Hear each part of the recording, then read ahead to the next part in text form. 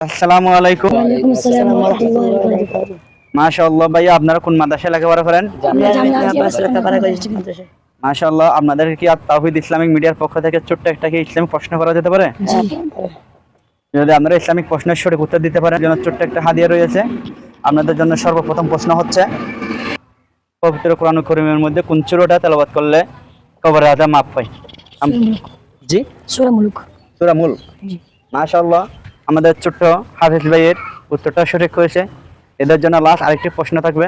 প্রশ্নটা হচ্ছে, কোন দৌলত যত দেয় তত বাড়ে?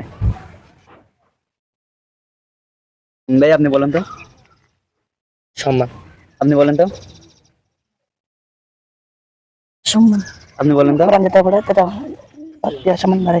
কোরআন যত পারে পড়ে সেটা সম্মান বাড়ে। আপনারা জিনিসটা আরেকটু ক্লিয়ারলি বলবেন, মানে এর মধ্যে আর কিছু আসতে পারে?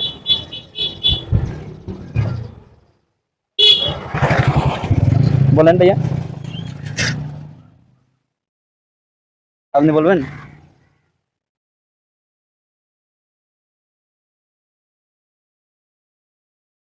আল্লাহর কাছে দোয়া যত চাই তত বাড়ে।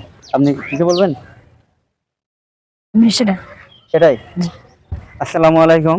দর্শক শ্রোতা, আমাদের ছোট্ট ভাইয়েরা এই প্রশ্নের উত্তরটা সঠিক দিতে পারে নাই। আমার এই হাফেজ ভাইয়াটা ওনার উত্তরটা খুব কাছাকাছি গেছিল। দর্শক শ্রোতা, আপনারা যদি প্রশ্নের সঠিক উত্তর জানা থাকে কমেন্টে জানিয়ে দেবেন।